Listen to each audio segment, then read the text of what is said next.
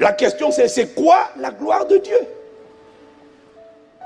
Pourquoi être enthousiasmé par le fait que la gloire de Dieu est sur le point d'apparaître? Pourquoi? Le mot gloire vient du mot grec hébreu kabot ou du mot grec doxa.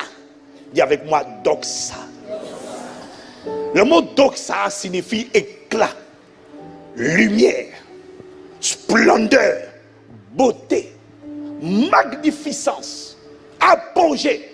Alors, quand on parle de la gloire de Dieu, on est en train de parler simplement de la manifestation de Dieu. Je n'ai pas entendu amen. La gloire de Dieu, c'est l'éclat de Dieu. C'est l'expression, c'est lorsque Dieu devient visible. Comme le soleil est à son zénith, la gloire de Dieu, c'est lorsque Dieu devient visible à son full, à son maximum, lorsqu'il expose les différentes facettes de qui il est à travers une personne ou un peuple. La gloire de Dieu, c'est sa splendeur, sa beauté, lorsqu'on devient manifesté. Lorsqu'on parle de gloire de Dieu, on parle de l'extériorisation de ce qui est caché. Est-ce que quelqu'un me suit? Donc, c'est quoi la gloire de Dieu? Demande-moi, c'est quoi la gloire de Dieu? Est-ce que voyez-vous, en fait, chaque prédicateur ou enseignant, aucun enseignant ni prédicateur n'est parfait et n'est complet dans ce qu'il enseigne. Certains ont limité la gloire de Dieu au mot Shekinah, c'est-à-dire la forte manifestation de sa présence. Et ce n'est pas faux, c'est vrai. Mais c'est une vérité partielle. Parce que Dieu n'est pas résumé seulement par sa présence. Est-ce que quelqu'un me suit? Alors c'est quoi la gloire de Dieu? La gloire de Dieu, ce n'est pas une définition. La gloire de Dieu, qu'importe ce que quelqu'un d'autre viendra te dire, ce que je te dis va balayer les différentes facettes qu'il m'a révélées sur la gloire de Dieu. Je n'ai pas entendu amen. Il m'a dit la gloire de Dieu, c'est lorsque Dieu devient visible. Or, Dieu ne se révèle pas seulement par sa présence, mais Dieu se révèle d'abord par sa nature ou encore son caractère. Dieu ensuite se révèle par ses œuvres, ses accomplissements. Ensuite, il y a sa présence.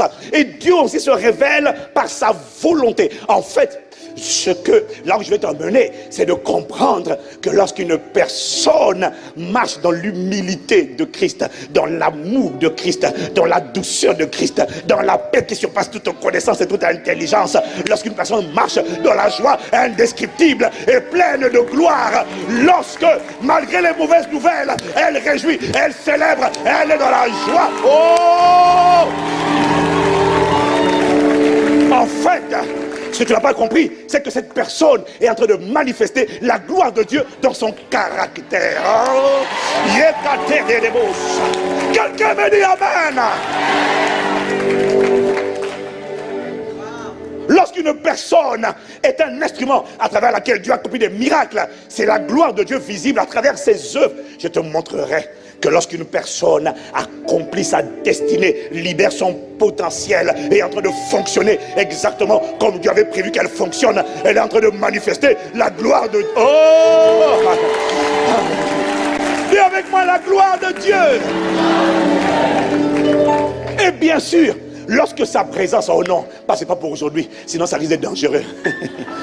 Mais lorsque sa présence atterrit quelque part, il y a présence et présence. Là. Non, Dieu est présent partout, mais Dieu ne se manifeste pas partout. Dieu ne sera pas visible partout. La gloire de Dieu, c'est lorsque sa présence devient forte dans un endroit.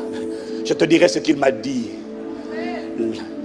La différence entre la puissance de Dieu et la gloire de Dieu. Comment la puissance de Dieu rend les hommes de Dieu impressionnants. Et comment la gloire de Dieu rend les hommes de Dieu insignifiants. Il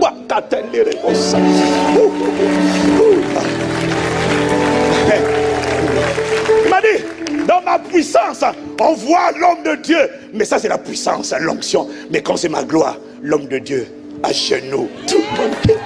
Oh, oh Seigneur, je veux voir ta gloire. Je veux voir ta gloire. Je veux voir ta gloire. Oh, je veux voir. I want to see your glory. Oh, oh, je veux voir ta gloire. Quelqu'un me dit amen. La gloire de Dieu, bien-aimé, c'est quoi?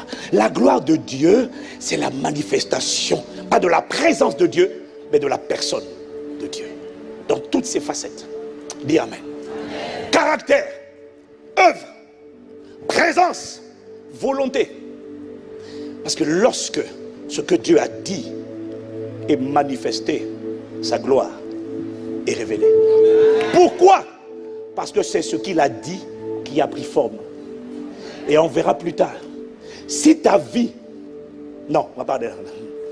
Tu vas devoir te poser la question bientôt. Savoir, de qui es-tu en train de manifester la gloire? Parce que tu te rendras compte que la vie que tu vis aujourd'hui n'est pas le fruit du hasard. C'est le résultat de paroles, de prophéties, fruit d'alliance. Pour beaucoup d'entre nous, ce sont des démons affectés à la maison des pères qui ont dit on va contrôler aussi la trajectoire des enfants. Ils vont faire, elle va être mon instrument pour faire tomber les hommes. Il va être mon instrument pour faire tomber les femmes.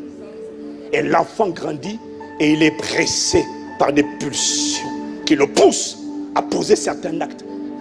Et il dit non, non, non, non, non, non. Tu es croyant, il n'y a pas de problème. La question, c'est pas être croyant ou pas croyant. La question, c'est de qui es-tu en train de manifester la gloire. Autrement dit, quelles sont les paroles?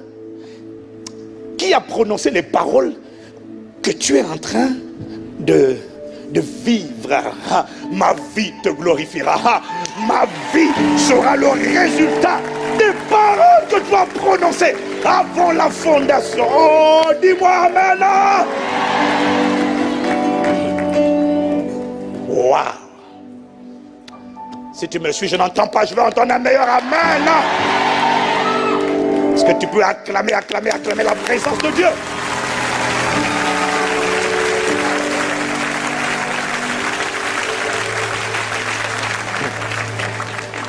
En fait, la gloire de Dieu, c'est ce qui enveloppait l'homme au commencement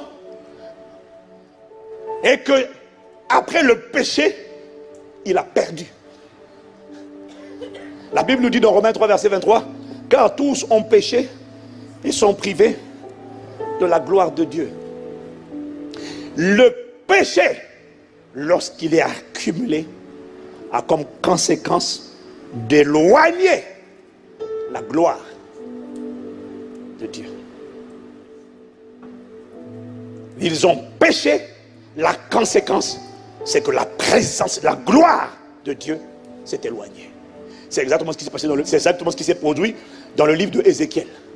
Plus Israël multipliait les abominations, et à un moment donné, la présence de Dieu a commencé à se déplacer. Elle était au sein des saints.